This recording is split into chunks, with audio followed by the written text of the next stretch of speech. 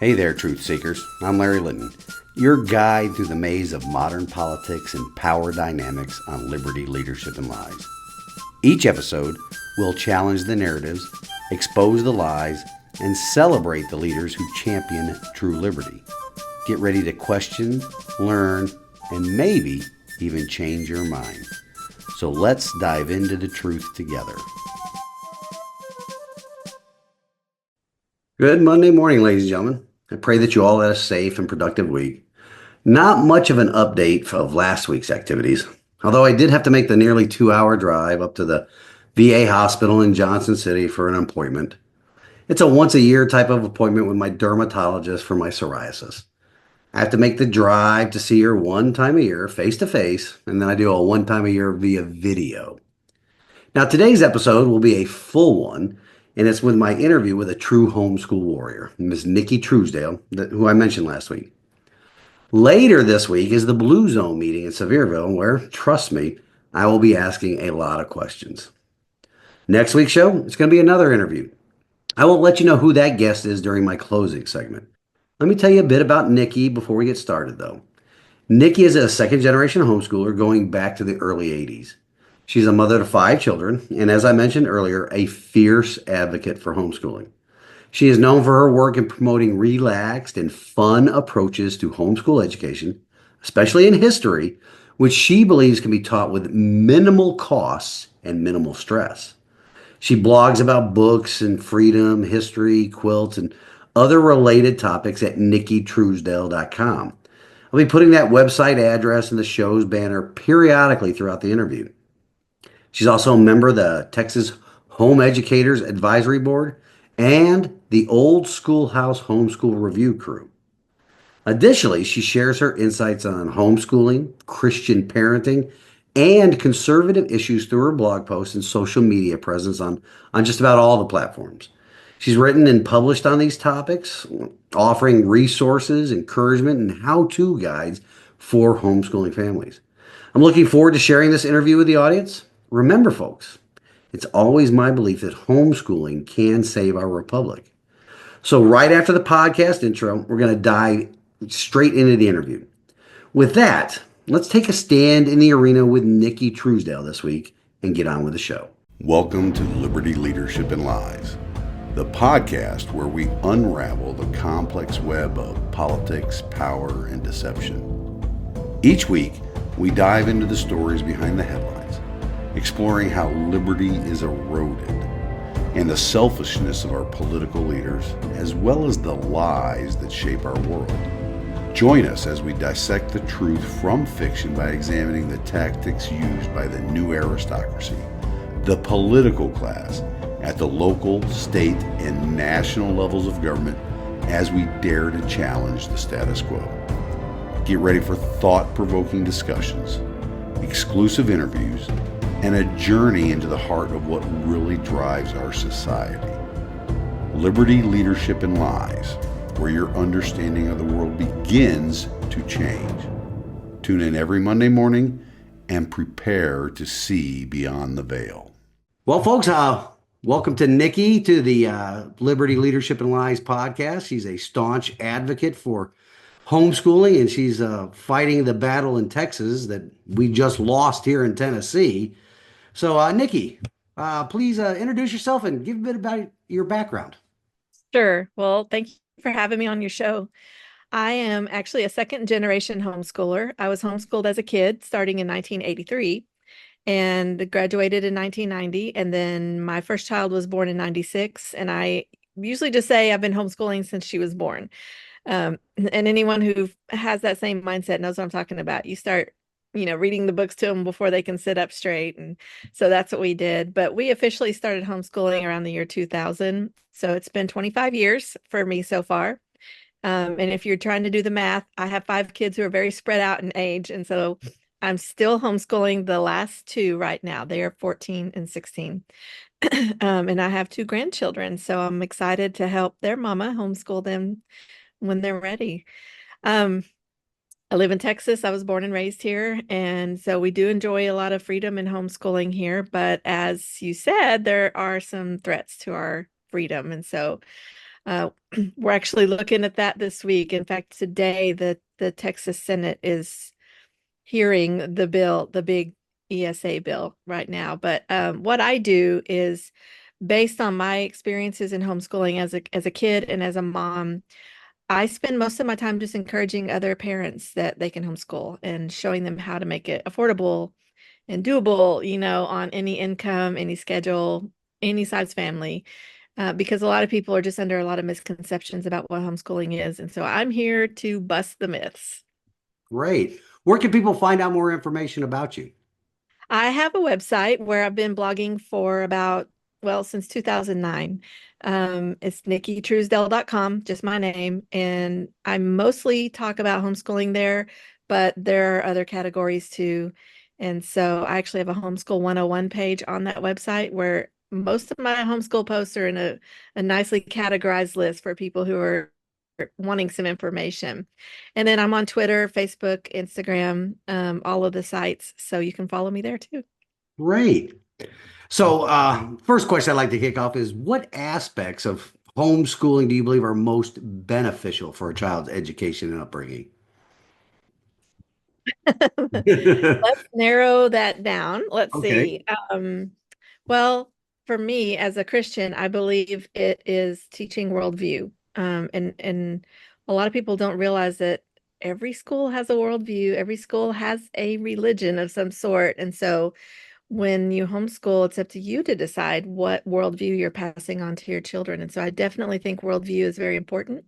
And that just basically means teaching all the subjects from a certain lens, And in our case, with the Bible as the authority of the Word of God, but it also helps you to see things like Old Testament as history and Genesis as believable and reliable and things like that. But all the way down through history, all the scientific discoveries and the famous people, and even in literature and common sense and logic, all those things are taught from a biblical worldview. So it's not just about moving your kids from one location to another to have school, it's going on a totally different path. And so I would say worldview is number one. And then the family and the home is very, very important. And I think if you've never homeschooled, you don't realize how much of that you're actually missing.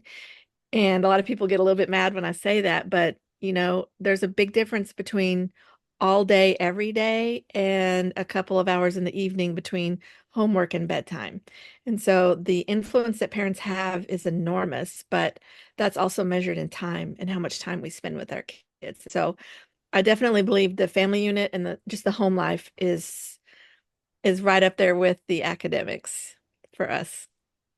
Absolutely. I mean, people like to sort of bash the homeschoolers as like it's a religious right, but got to realize that there is a like you mentioned, there is a religion in public education. It's secular humanism. It absolutely is. Mhm. So you're gonna, and I mentioned this in last week's episode. There's a quote I can't forget. I keep forgetting to look up who it said it, but if you can't expect to send your children off to Caesar and not expect them to come back as Romans. So when Mhm. your child is locked in a building for 8 hours a day with people that sometimes or most of the time think completely opposite of parental beliefs, that's what Mhm. they're indoctrinating their child with. Whether they Yeah. want to see it as indoctrination or not, that Oh, it child is is. inculcated into that culture because they spend more time with those people than they do their parents. Yes, it's not just maybe what the teacher is teaching, although that's a big part of it now. It is also the kids that they spend all of their time with day after day after day. And now it's what do those kids have on their smartphones? Because most of the kids have them. And whether you have controls at your house or not, you have no control over what's going on once they leave your house, once they get on the bus or go to the actual school building. And so it's a very different world. And a lot of people say, I grew up in there and it was just fine. It's not the same world anymore. It's a very different world. And I think parents are blind if they don't see that. The quote, by the way, is by Vodi Bakum. Oh, okay. Either. Yeah, that's a very good one because um, we have to ask ourselves who is doing the educating, and it is a secular humanist, and I even say Marxist government that's creating all of the teaching materials and allowing what goes on in the school now. So there's definitely a religion. Yeah, absolutely. And secular humanism is the religion of Marxism. It It is. absolutely. So we alluded to it here in the beginning about the fight for over vouchers. Could you elaborate on how they might undermine the freedoms and benefits that homeschooling provides? Yes, that's a great question. And I would like to answer this because a lot of people will say, well, if you don't like it, don't take the money. And so there's more to it than that. And so I would never take the money. I have no interest in taking the state's money to do the state style curriculum. But this is the long view, and anyone that understands government should be able to see this. If the bills are written, and most of them are currently written where it's voluntary program, so you choose whether to sign up and take the funds. And then if you have chosen to take the funds, then you're obviously aware that you have to follow the state's rules, whatever those rules are. And they're a little different for every state. There's not one school choice bill. But the danger is this. Homeschoolers do things very differently than the rest of the world for the most part. And so we don't, I mean, I can use my family as an example, but I'm telling you across the board, families do not typically recreate the public school at home. In fact, they're encouraged not to. And so what we do looks very different from the standards, from state standards and from national standards. And so we might not teach our children state history in fourth or eighth grade, or biology in eighth grade or ninth grade. There's all these norms that the public schools follow, but homeschoolers usually don't and don't have to follow those. And so after a while, when certain homeschoolers are taking the money and maybe not meeting those norms, maybe not measuring up to what the state says is education, that is going to increasingly cause more scrutiny on all homeschoolers. In fact, West Virginia has already tried this. I don't know if you're aware of that. They passed their voucher bill, I believe, in 2021.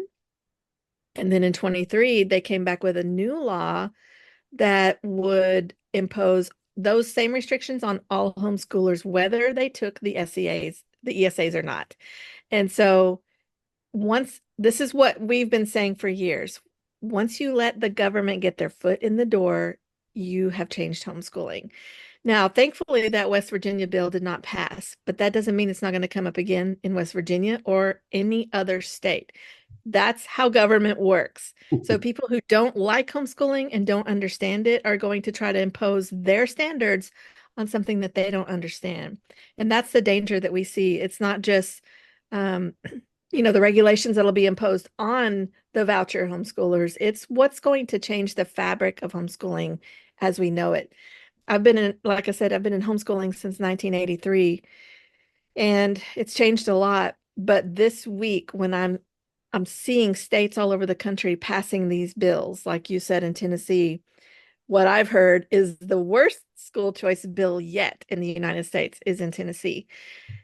And it's happening all over. It's like a domino effect, almost as if it were planned. And I am not a conspiracy theorist, but I'm telling you, there is a much bigger plan behind the scenes to change education as we know it. And this week, when I saw this happening, is the first time I really felt fear for actual homeschooling, like that sick feeling in my stomach that says it's not going to be the same anymore. And that makes me very sad because what we have is such wonderful freedom to choose books and curriculum and to choose our timetables and to choose what to add and what's not necessary. And that's what I see as the long range problem. It's not about a check right now. It's about a complete and total overhaul of all education in the United States. Right. And most of Europe, that a lot of people like to hold up for as an example, they've outlawed homeschooling, Outlawed it. Mhm. right? Because you can't have people understanding the limitations that the people put on government. And that's what's Right. and then there's also Well, the market-based effect that I'm hearing a lot about. So if people take the money, these organizations or corporations or institutions or whatever that sell the curriculums or Hmm. offer stuff at a discounted price for Tutoring. Yeah. homeschoolers, they're now going Yeah. to raise those prices because, hey, you got the government check, so you can afford this You can now. afford this. So it's going Yeah. to price those people out of business, or not price Mhm. them out of business. They're going to stay in business because they're going to be able to get the government money via the homeschoolers. But the other homeschoolers that don't take the money are going to be now priced out of what they used to be able to enjoy. And the homeschoolers that you're talking about that hopefully will not take the money, these are the companies that have been around for decades, who are mom and pop companies that have created solid curriculum options that have nothing to do with state standards. And we don't want them to, but they're really unique kinds of curriculum that work well for families on all budgets, families who have special needs children, or families who, whatever their need is. There's such a huge homeschool curriculum market that most, like the state, doesn't even care about.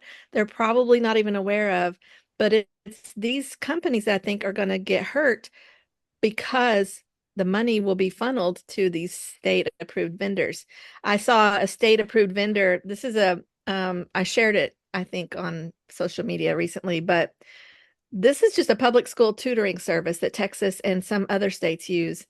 And I guess they shut down all of a sudden. And so someone was describing what it was. These are tutors in India who you just reach out to through a chat. So that's what the state thinks qualifies as a tutor. Someone in another country that you text message. That's not a tutor, but that's where the money goes for public school. So you can bet that that same kind of stuff is going to happen in the ESA market. And it's not going to be any different than public school because they're only going to approve what public schools already approve, which is going to meet their standards.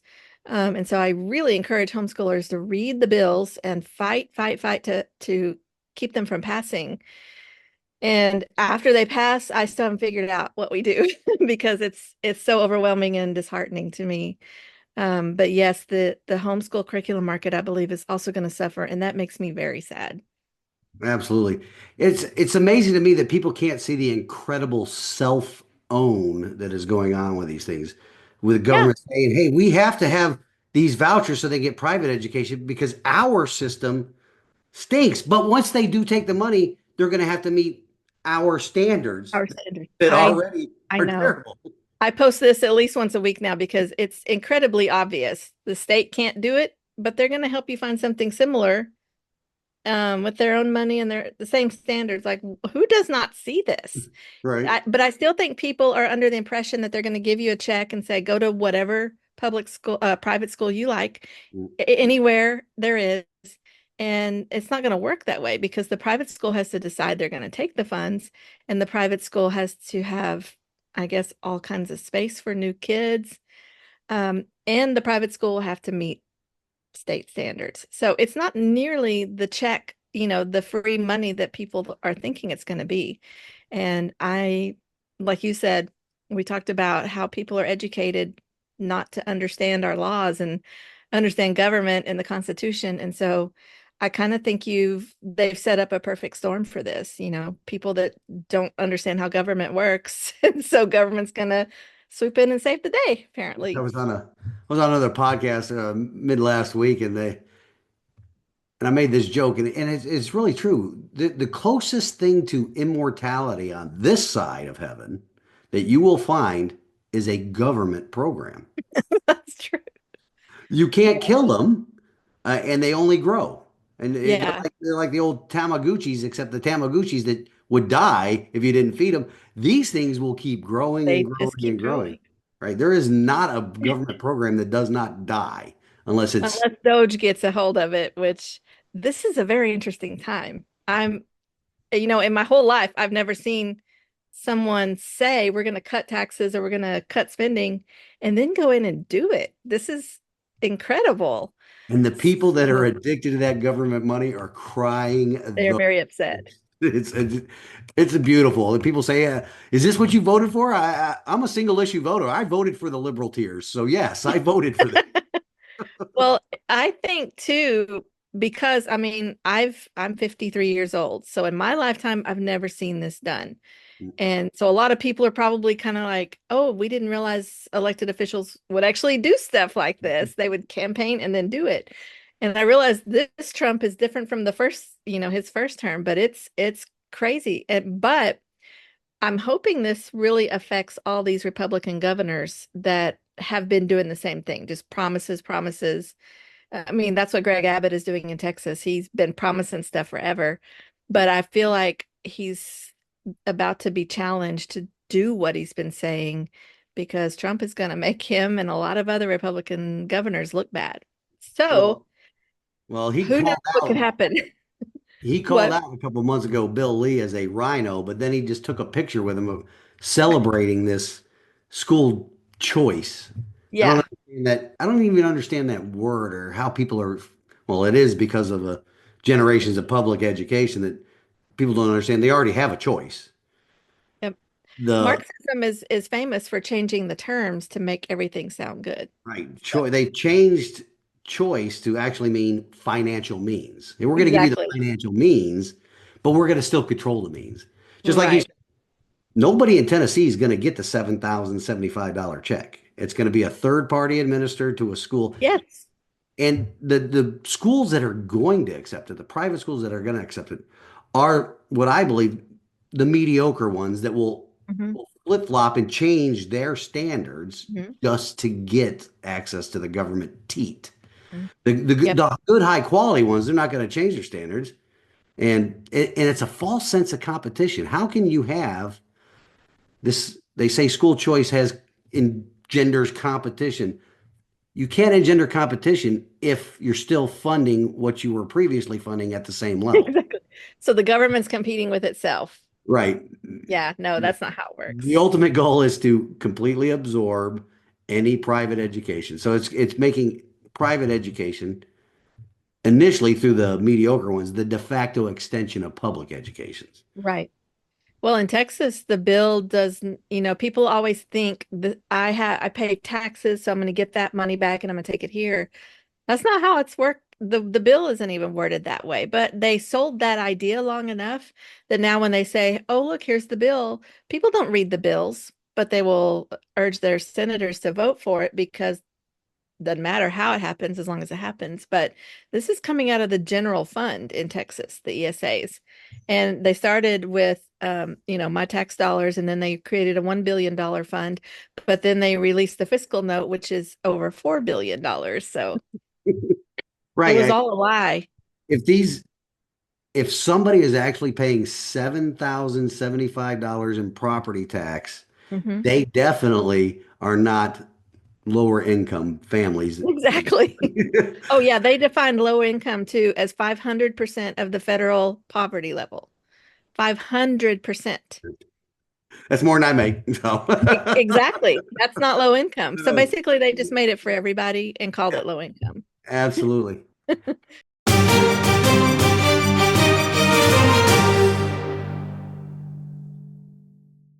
Now, you've mentioned before in the past that homeschooling is more than just about academics. It's about family values and lifestyle. How do these vouchers threaten that?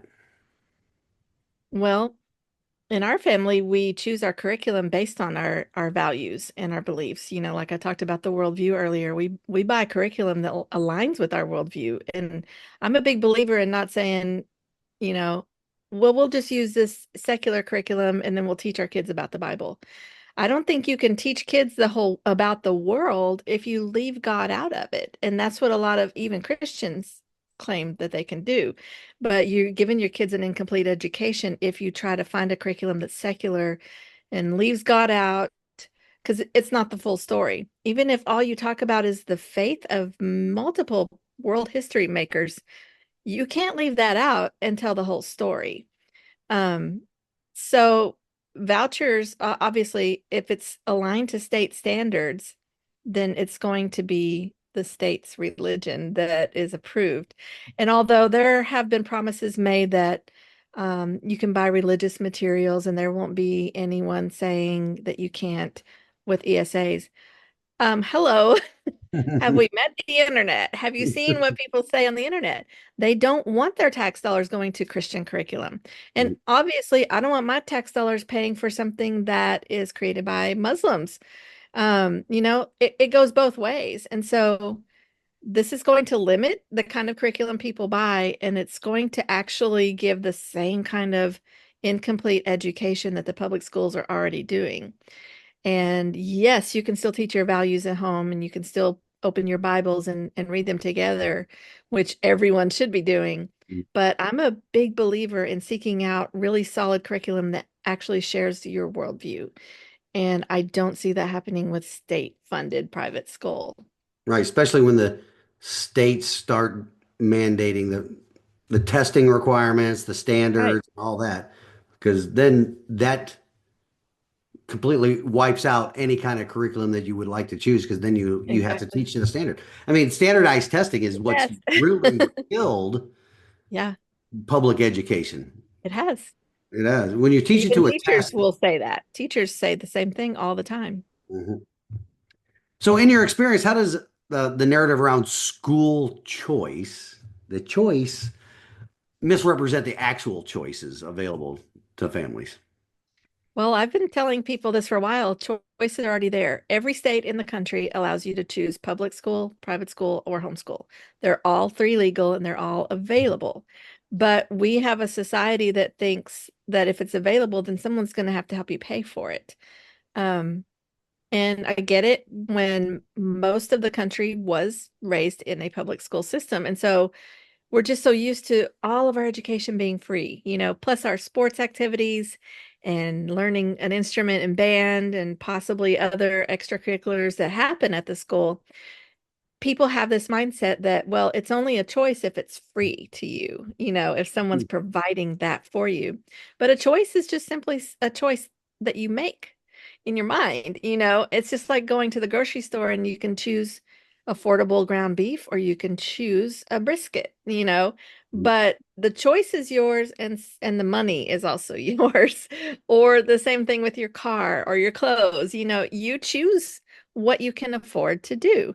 And people will make sacrifices to afford their favorite choices, whether it's the brisket or the iPhone or the private school. And so choice is just a matter of, you know, decision making, but it has nothing to do with the money that someone gives you. And I think this whole free public school system that's been ingrained in our society for so long has made people think, well, if this kind of school is free, then so should all the other ones be. And Or that's not the case.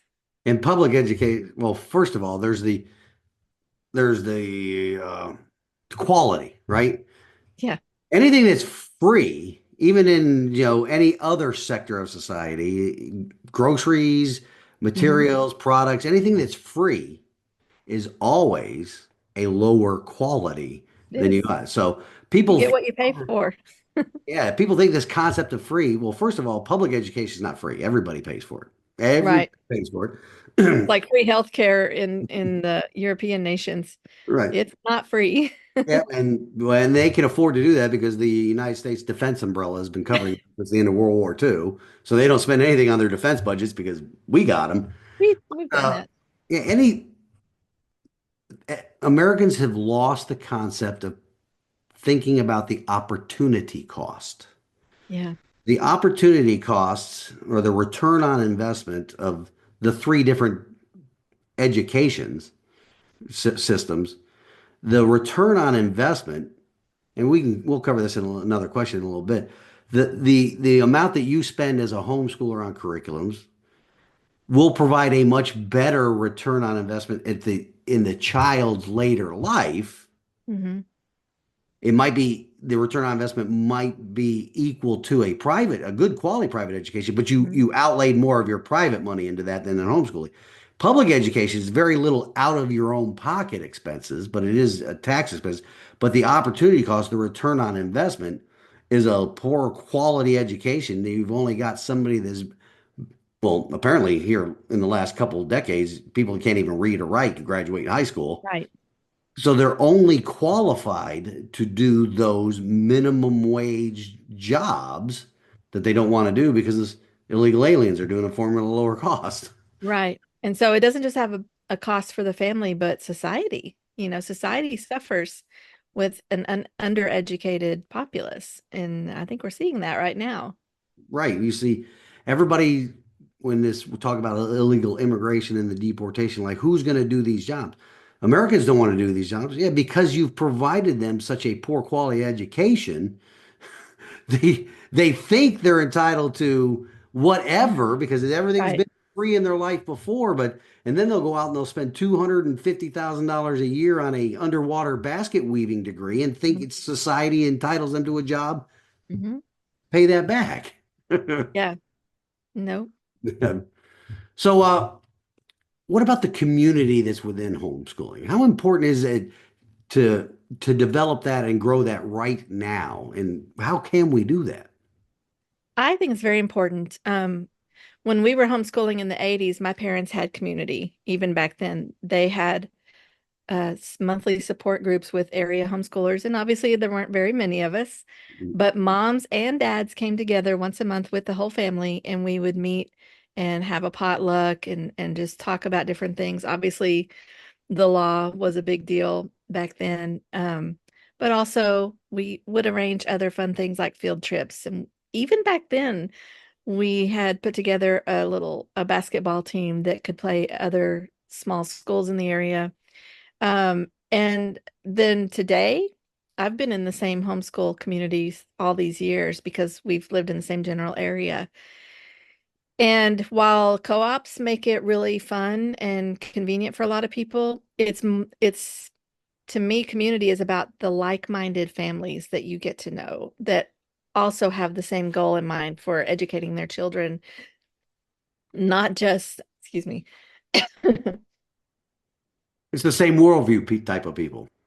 Yeah, it is. It's the same people that understand why we're homeschooling and that it's more than just, like I said, a different location for school. It's discipleship and worldview and then also letting children have a childhood. And so getting to know other people that share those views is I think it almost makes or breaks a homeschool family because I've seen people say we had to give it up. It was too hard. And I always think, I wonder if they didn't know other people that were doing this and didn't have a support, some kind of community because often all it takes is a few conversations with other families to say, this is what I'm struggling with, or this is what I don't understand, whatever. And then someone else has an answer. There are veteran homeschoolers and there are new homeschoolers. And when they all get together, ideas are shared and books are borrowed. There's so many different ways that community helps. And so, um, if you don't have a community, start searching. I usually say to like search a Facebook group in your area,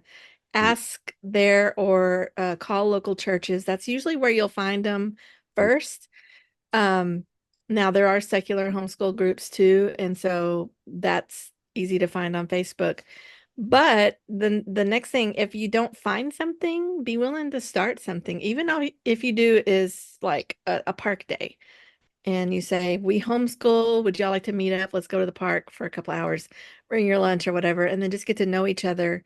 That's how you start community. In fact, that's how we started many, many, many years ago. And the co-op we have right now has also been going for 25 years, but it started with people meeting at the park and just getting to know each other, and the kids got to know each other. But since that time, it has blossomed in our area, and I'm in a very small rural area of North Texas.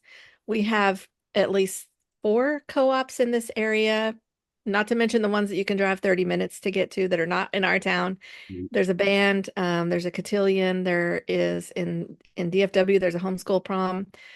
Anything you want is available, but it was all started by someone's parents who said, you know what? I think we need around here. Let's do it. Or they got together with a friend and said, let's put this together. And they put it out on the internet, and there you go. So if you can't find it, be willing to maybe start something. Absolutely, because it takes effort, right? It And that's does. and I think that's why a lot of people shy away from it. I think the predominant reason why people shy away from it is I'm not qualified to teach my child. Yeah. I But can tell you a story about that.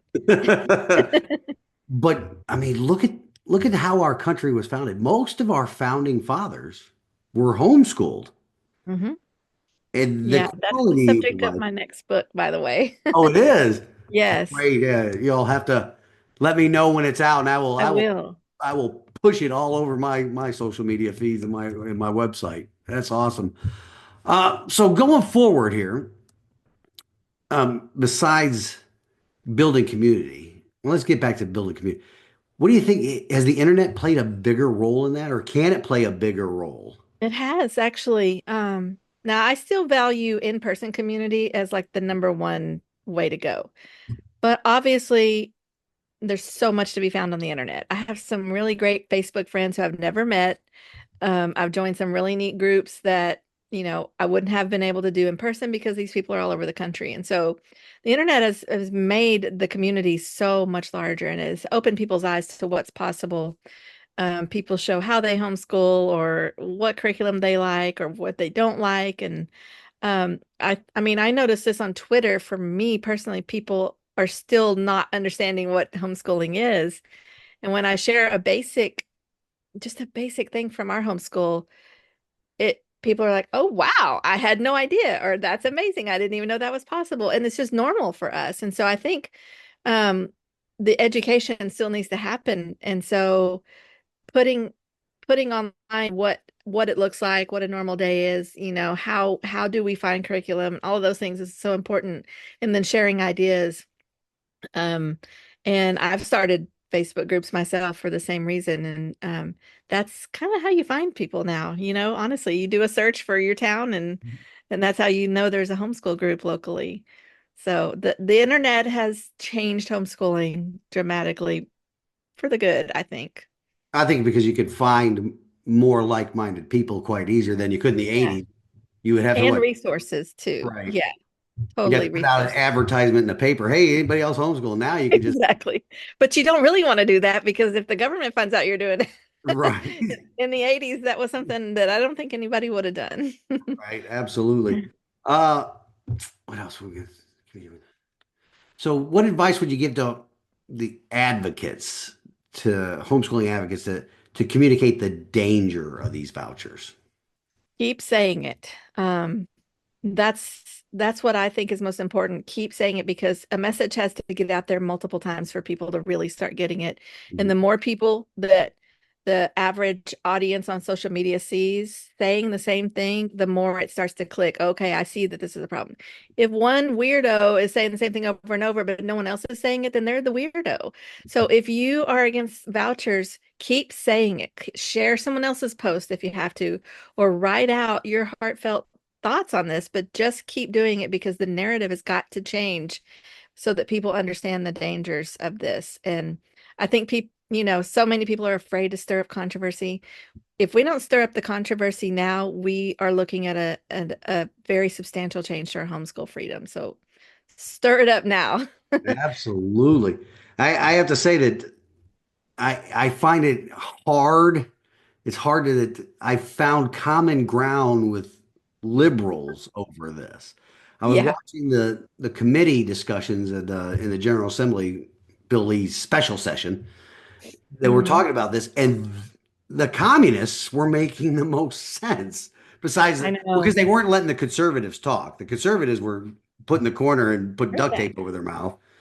But the communists were actually making the most sense. And it's amazing that people can find common ground across political spectrums on the dangers of Mhm. this system, which is a I think complete so. takeover. Even though they'll see it as a different thing, they'll see it as Yeah. somebody sucking money away from their pet project, but it's still a danger that our money is going to the government thinks they can spend our money better. There's the third party payer principle is terrible, right? I It mean, is. when people spend other people's money on other people, there is zero consideration for cost or quality, and that's Right. what this is.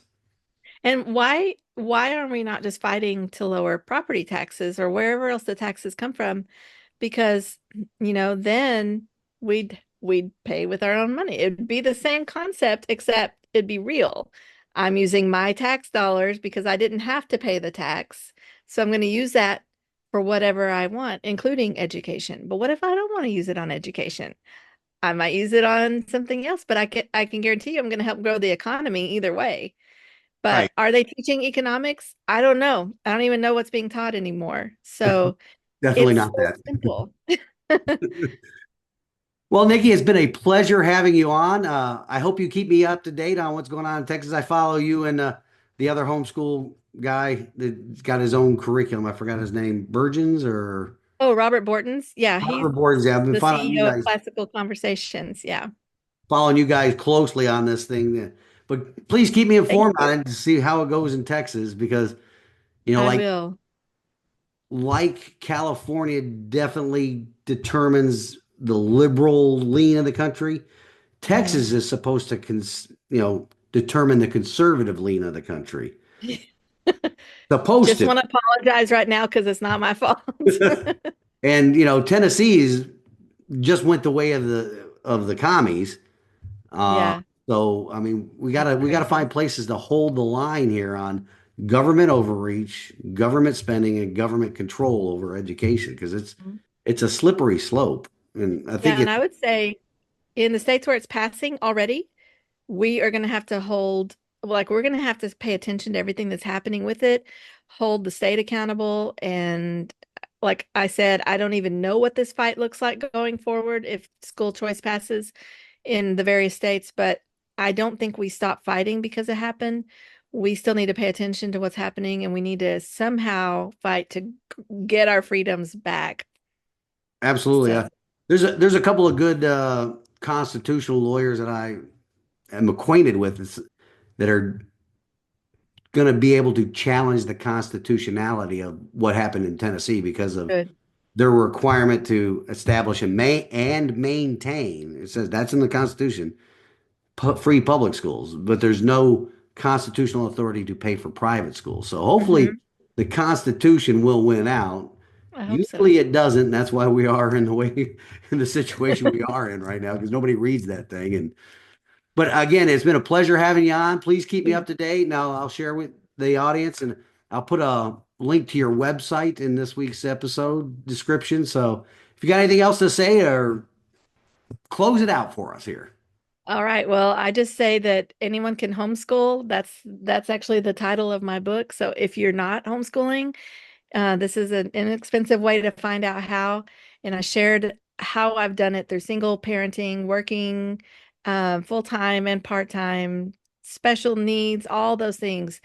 There is no obstacle that will prevent you from homeschooling if you truly want to, and there's no need for a government check to make it happen. So, yeah, visit my website, nickitruesdell.com, because I talk about this stuff constantly there. Thank you for having me on. Well, thank you, Nikki, for coming on and you have a good rest of your day. All right, you too. All right.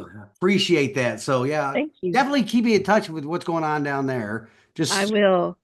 I follow so many anti-government stuff right now that your stuff doesn't always appear in my I feed. know. I will. I'm anxious to see what comes out of the Texas Senate today. I feel like it's going to pass, but Yeah. still Yeah. waiting to find out. All right, Nikki. Well, I appreciate you coming on. Thank I'll you. It's talk to nice to meet you. you too. Bye-bye. Bye-bye.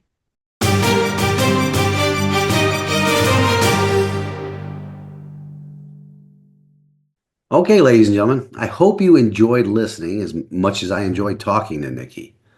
I would like to encourage everybody to check out our website and her books, especially those people that are thinking about homeschooling their children and that have many questions and, more importantly, fears about getting started. There is a wonderful community out there for you to tap into, and they are more than willing to help you rescue your children from the scourge of public schools. And now, those private schools that will put the yoke of government regulations on themselves through accepting this government money. Now, next week's guest, he reached out to me based upon some Google recommendations and on the recommendations from some of his contacts on LinkedIn. This young man, a Mr. Caden McElwain, is an autistic college student, a writer, and an activist on a mission to raise as much awareness about autism as possible.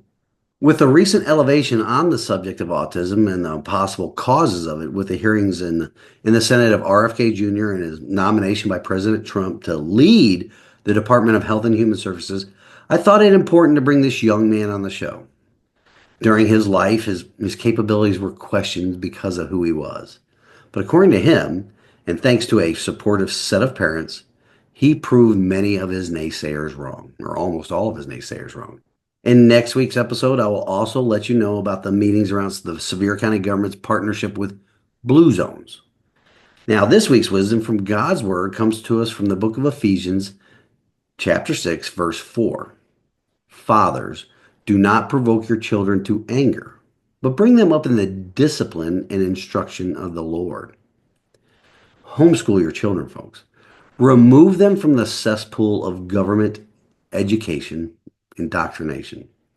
True leadership, servant leadership, begins in our homes before it extends to our neighbors, our friends, workplace, communities, and even the country. Nicki Truesdell, she is a great example of a Christ-centered servant leader. Until next week, ladies and gentlemen, let's take a stand in the arena together. Reveille, it's time to wake up.